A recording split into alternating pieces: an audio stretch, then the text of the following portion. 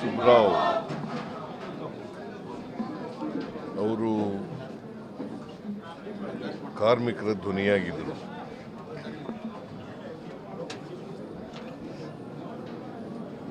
ಅವರು ಭಾಳಷ್ಟು ಕಾರ್ಮಿಕ ಹೋರಾಟಗಳನ್ನು ಮಾಡಿದರು.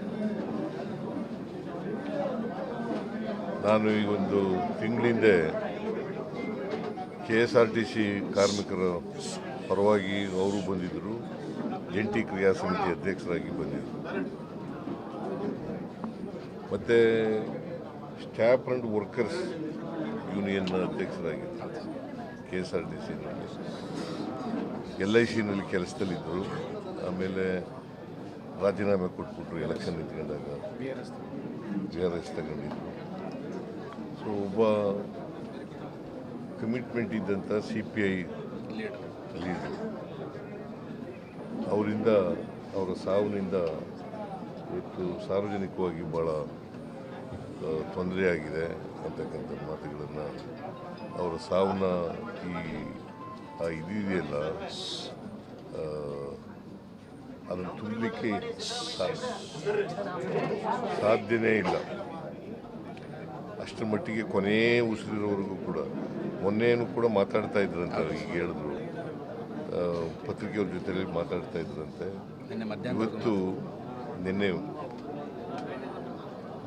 ಇವತ್ತು ಹೋರಾಟ ಇಟ್ಕೊಂಡಿದ್ರು, ಅದಕ್ಕೆ ಮುಂದಕ್ಕೆ ಹಾಕಿರ್ಬೇಕು ಅನ್ನೋ ಕಾಣಿಸುತ್ತೆ, ಮುಂದಕ್ಕೆ ಹಾಕಿರ್ಬೇಕು ಅನ್ನುತ್ತೆ.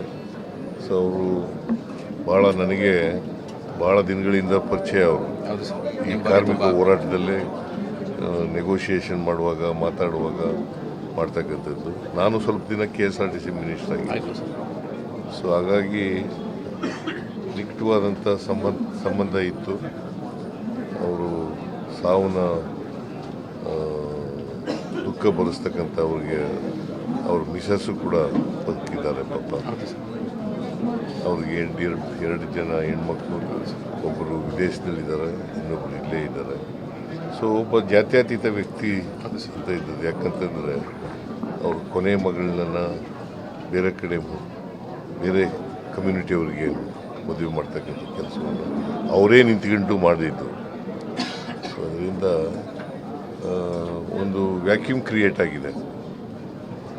ಅದನ್ನು ಭರ್ತಿ ಮಾಡಲಿಕ್ಕೆ ಯಾರಿಂದಲೂ ಕೂಡ ಸಾಧ್ಯ ಇಲ್ಲ ಅಂತೇಳಿ ನನಗೆ ಅನಿಸುತ್ತೆ. ಸೊ ಅಂಥವರು ನಮ್ಮನ್ನಾಗಲಿದ್ದಾರೆ, ಅವರ ಆತ್ಮಕ್ಕೆ ಚಿರಶಾಂತಿ ದೊರಕಲಿ ಅಂತೇಳಿ ನಾನು ಪ್ರಾರ್ಥಿಸ್ತೇನೆ. ಸರ್, ಅವ್ರ ಮಗಳು ಕೂಡ ನಿಮ್ಮ ಹತ್ರ ವಿಶೇಷವಾದಂತಹ ಬೇಡಿಕೆಗಳನ್ನು ಇಟ್ಟರು. ಒಂದು 38 ತಿಂಗಳ ನಾನು ರಾಮಲಿಂಗ ರೆಡ್ಡಿ ಜೊತೆ ಮಾತಾಡ್ತೀನಿ, ಟ್ರಾನ್ಸ್ಪೋರ್ಟ್ ಮಿನಿಸ್ಟರ್ ಜೊತೆ ಮಾತಾಡ್ತೀನಿ. ಸುಬ್ರಾವ್ ಅವರು ಕಾರ್ಮಿಕರ ಧ್ವನಿಯಾಗಿದ್ದರು.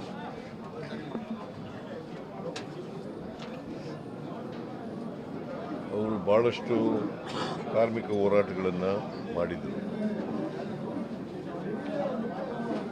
ನಾನು ಈ ಒಂದು ತಿಂಗಳಿಂದ KSRTC ಕಾರ್ಮಿಕರ ಪರವಾಗಿ ಅವರು ಬಂದಿದ್ದರು, ಜಂಟಿ ಕ್ರಿಯಾ ಸಮಿತಿ ಅಧ್ಯಕ್ಷರಾಗಿ ಬಂದಿದ್ದರು.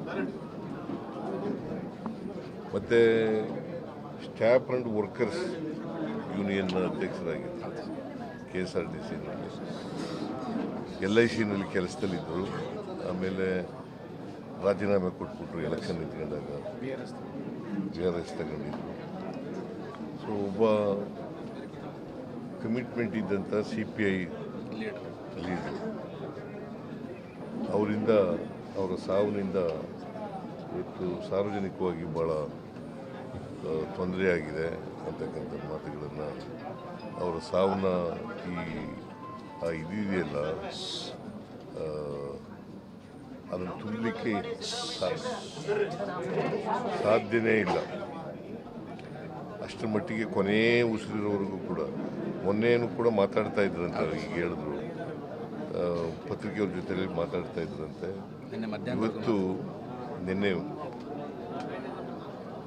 ಇವತ್ತು ಹೋರಾಟ ಇಟ್ಕೊಂಡಿದ್ರು, ಅದಕ್ಕೆ ಮುಂದಕ್ಕೆ ಹಾಕಿರ್ಬೇಕು ಅನ್ನೋ ಕಾಣಿಸುತ್ತೆ, ಮುಂದಕ್ಕೆ ಹಾಕಿರ್ಬೇಕು ಅನ್ನುತ್ತೆ.